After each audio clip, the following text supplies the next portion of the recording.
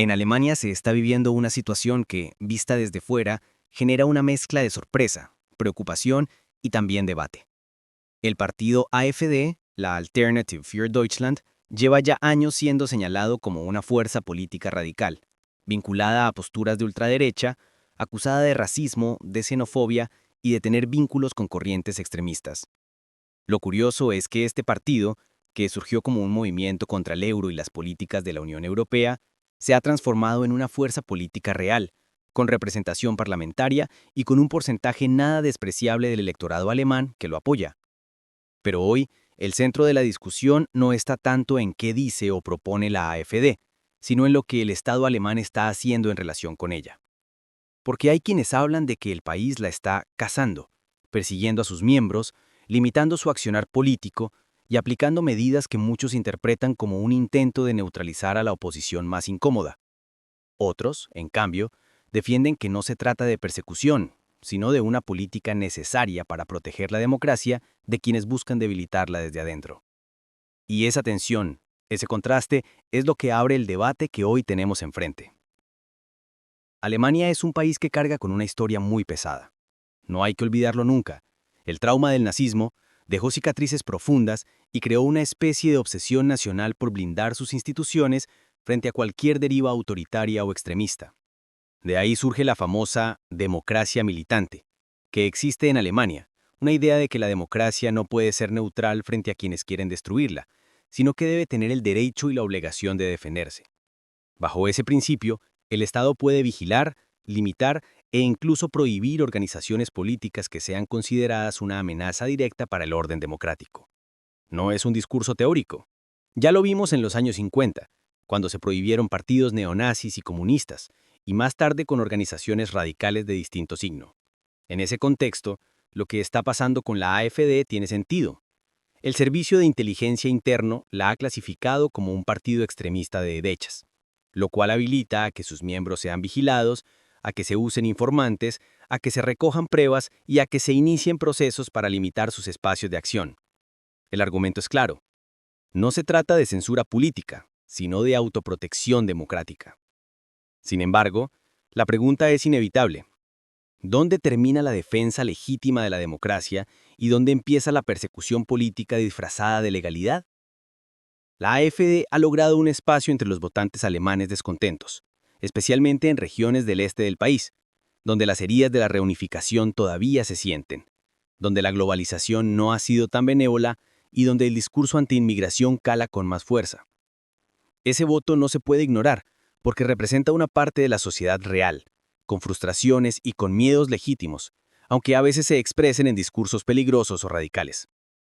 Entonces, cuando el Estado comienza a retirar licencias de armas a sus miembros, cuando en algunos estados federados se prohíbe que ocupen cargos públicos, cuando se abre la puerta a que su militancia sea una mancha para acceder a ciertos derechos, el dilema ético se intensifica.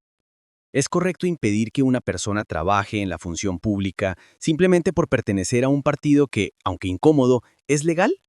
¿No se está castigando la identidad política más que las acciones concretas?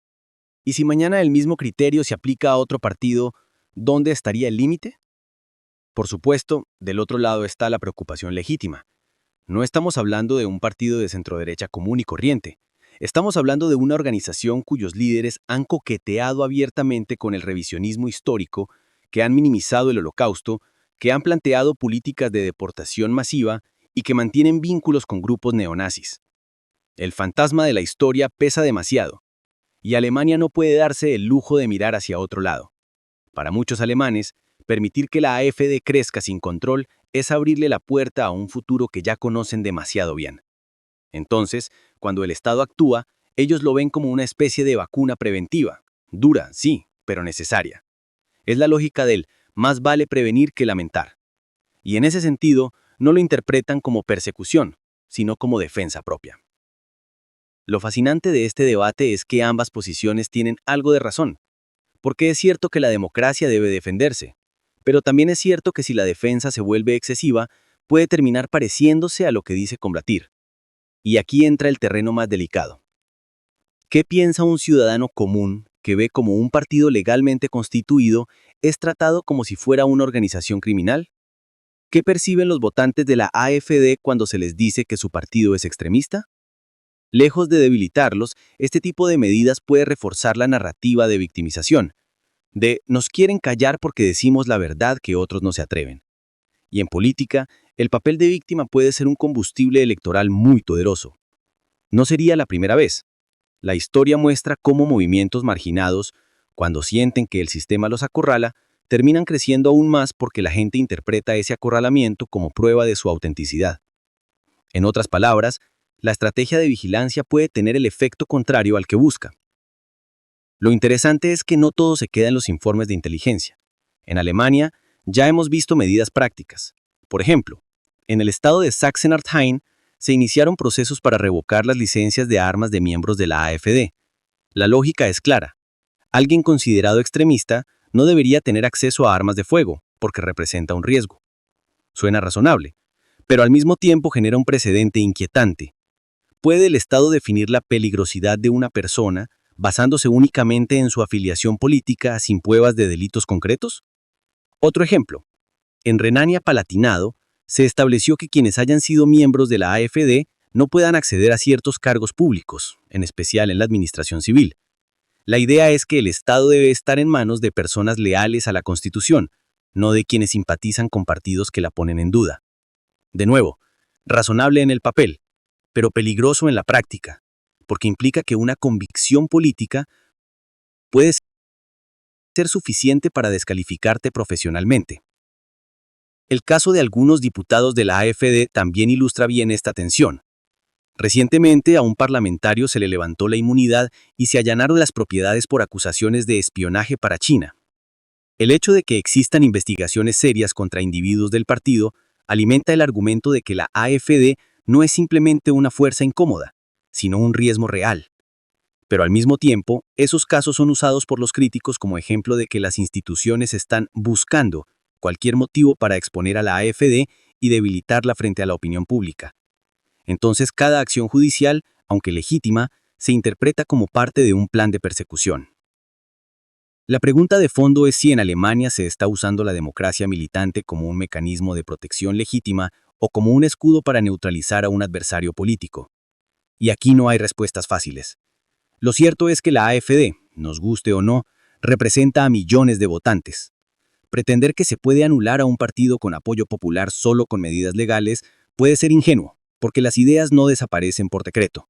De hecho, suelen fortalecerse bajo presión.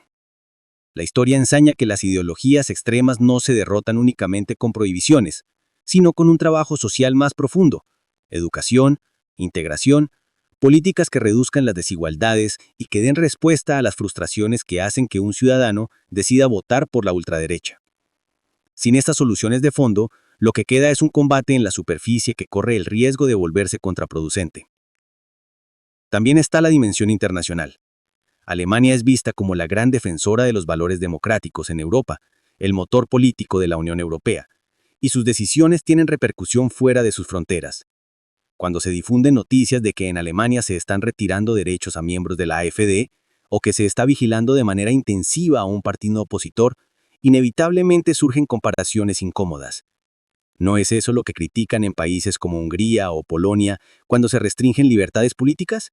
¿No es eso lo que Occidente cuestiona en regímenes autoritarios cuando limitan a la oposición? La diferencia, por supuesto, está en el contexto. En Alemania se hace apelando a la defensa de la Constitución, mientras que en esos países suele hacerse para perpetuar en el poder a una élite gobernante. Pero para un observador externo que solo ve titulares, la línea puede parecer borrosa. Lo cierto es que el caso de la AfD pone a prueba uno de los dilemas más grandes de la política moderna. ¿Cómo lidiar con la extrema derecha dentro de una democracia liberal? ¿Se la combate con más democracia? ¿Con debate abierto? ¿Con confrontación política y argumentos? ¿O se la combate desde el aparato del Estado, cerrando espacios, vigilando, limitando, sancionando? Cada camino tiene riesgos. El primero puede permitir que crezca demasiado antes de que sea tarde. El segundo puede generar la percepción de que la democracia juega sucio y se contradice a sí misma. En ambos casos, se juega algo mucho más grande que un partido. Se juega la confianza ciudadana en las instituciones. Al final, quizás lo más preocupante no es solo lo que está haciendo Alemania, sino el efecto simbólico que esto tendrá en sus ciudadanos. Porque si los votantes de la AfD sienten que los están despreciando, que su voto vale menos, que el sistema los margina, lo más probable es que se radicalicen aún más. Y si el resto de los ciudadanos perciben que el Estado está dispuesto a cazar a quienes piensan distinto, aunque sea por razones legítimas, eso puede sembrar una semilla de desconfianza en el propio sistema democrático. Alemania se encuentra en un terreno muy delicado, caminando sobre una cuerda floja. Cualquier paso en falso puede tener consecuencias profundas para su estabilidad política y para su imagen como defensora de la democracia en el mundo.